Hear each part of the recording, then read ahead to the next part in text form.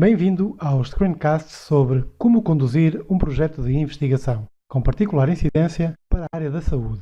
Neste vídeo, vamos ver como escolher um desenho de investigação. Mais concretamente, quais são os itens que fazem parte desse desenho.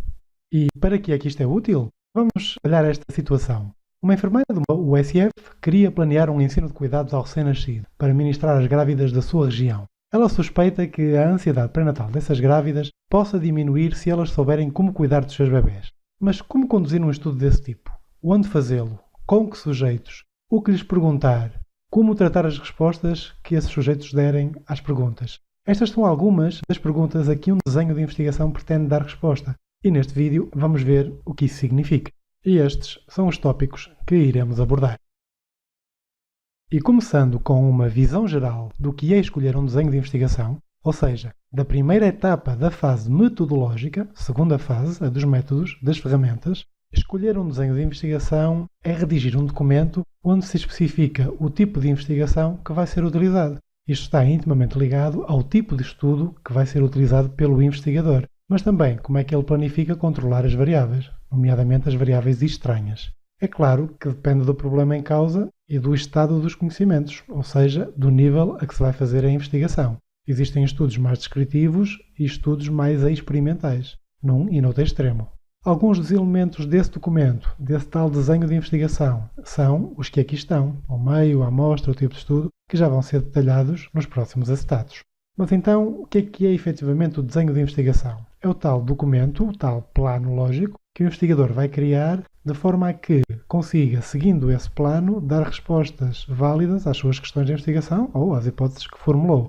É também um conjunto de diretivas que vão orientar como conduzir o estudo. De acordo com o tipo de estudo escolhido, há um conjunto de regras a que se tem que obedecer. Para que serve? Para controlar as tais possíveis fontes de enviesamento que poderão alterar os resultados da investigação. E já agora convém referir qual é que é o conceito de validade interna. Se as fontes de erro foram controladas com sucesso, ou seja, se o investigador conseguiu antecipá-las e minimizá-las de alguma forma, então diz que o estudo possui validade interna.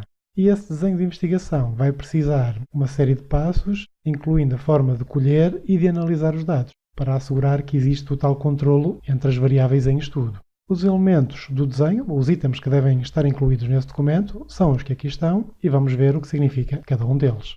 Começando com o meio, onde vai decorrer a investigação, tipicamente ele pode ser o meio natural, em que o investigador limita-se a observar o que se passa, não controla o que está no meio da investigação, ou então estudos em laboratório, no outro extremo, que é um meio altamente controlado, em que o investigador pode eliminar a maioria das possíveis fontes de erro. A grande desvantagem é que os meios laboratoriais dificilmente se replicam na realidade.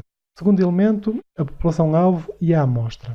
Existem aqui 3 tarefas a desempenhar. A primeira é definir a população, que nos interessa, idealmente aquela para a qual gostaríamos de generalizar os resultados. Depois, determinar o tamanho da amostra, qual é que deve ser o tamanho mínimo da amostra, para depois poder ter resultados representativos e, no caso da amostra ser aleatória, ou seja, de ser feita de forma a que qualquer elemento da população tenha a mesma probabilidade de ser escolhido para a amostra. Qual é que é o tamanho necessário para se poder fazer inferência, ou seja, generalizar os resultados obtidos na amostra para a população e mantendo a margem de erro num valor pequeno, tipicamente inferior a 5%. A terceira etapa, depois de saber o tamanho da amostra, é constituir essa amostra, ou seja, escolher um método que nos vai permitir retirar elementos a partir da população para constituir a amostra, que depois será alvo do nosso estudo. O terceiro elemento é o tipo de estudo, tal tipo de investigação que vai ser conduzido. Também basicamente pode ser de um de 2 tipos, ou observacional ou experimental. O primeiro deles, o investigador limita-se a observar e não tenta manipular nenhuma das variáveis em jogo, nenhum dos fenómenos. Já no segundo, o experimental, o investigador manipula algum fator, algum fenómeno, para ver qual é que é o resultado dessa manipulação, qual é que é o efeito noutras variáveis. Depois, como controlar as variáveis estranhas, outro elemento do desenho, ou seja, as variáveis que não estão incluídas no estudo, mas que podem influenciar os seus resultados. Elas são estranhas, por isso dá a ideia que não sabemos quais são, mas podemos antecipá-las, como por exemplo o estado de saúde. Se um inquirido, vamos supor, estiver com um estado de saúde débil, isso pode influenciar as respostas que ele dá ou os resultados que ele tenha a um determinado tratamento. Será diferente das respostas de uma pessoa que esteja debilitada em relação a uma pessoa que esteja 100% saudável. No entanto, há estratégias que nos permitem controlar essas variáveis estranhas, mesmo que nós não saibamos quais são essas variáveis à partida. E a principal é precisamente a amostragem probabilística. Ou seja, se nós escolhermos aleatoriamente os elementos que vão fazer parte da amostra, e imaginando que a amostra é constituída por vários grupos, por exemplo, um grupo experimental que vai receber um tratamento e um grupo de controlo que não vai receber esse tratamento e que vai servir de comparação, o facto de fazermos a escolha de forma aleatória faz com que essas variáveis estranhas acabem por ir parar tanto ao grupo experimental como ao grupo de controlo. Logo, estão a ser comparados em pé de igualdade.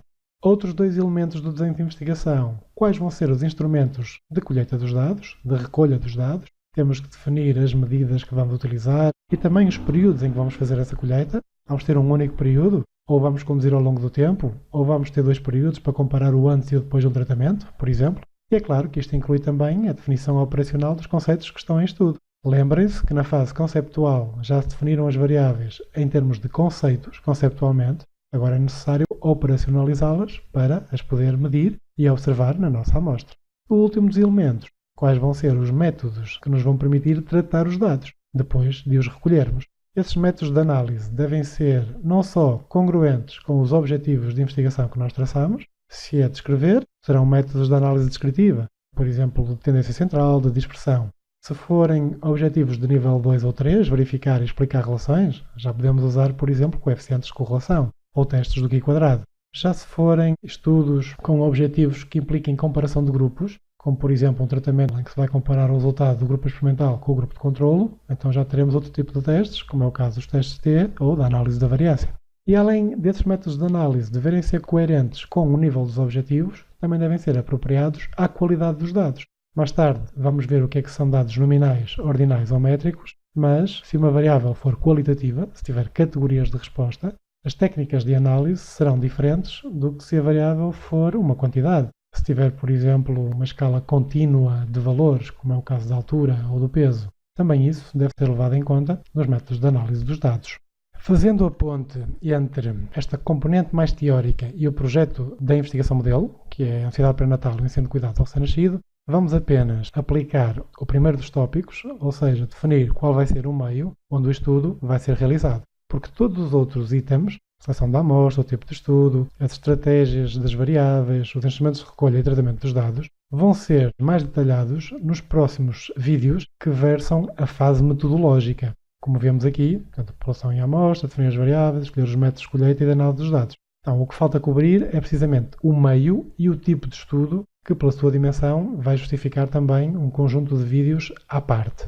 Daí que o meio onde o estudo, que tem vindo a servir de exemplo, vai ser realizado, será a sala de enfermagem da Unidade de Saúde Familiar da Maceirinha, que acaba por ser um misto de meio natural e de meio controlado. Ele é meio natural porque se vão recolher as opiniões das grávidas participantes acerca dos cuidados ao recém-nascido, o que é que elas conhecem sobre isso, e também acerca da sua ansiedade pré-natal. Ou seja, vão-se observar e registar essas opiniões, mas sem tentar alterar o estado dos conhecimentos dessas grávidas.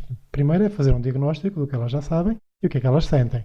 Depois, acaba por ser também um meio controlado, porque a referida sala já foi equipada com os materiais de formação necessários para conduzir o tal programa de ensino de cuidados. Por exemplo, uma banheira de bebê e um boneco de borracha para demonstrar como é que se deve dar banho a um recém-nascido. Ou seja, neste caso, já se vão tentar alterar os conhecimentos das grávidas, ou seja, o estado dos seus conhecimentos. Antes e depois do ensino, elas já não terão os mesmos conhecimentos, por isso já serão pessoas em estados diferentes. E porquê a escolha deste meio da sala de enfermagem da USF para conduzir a investigação?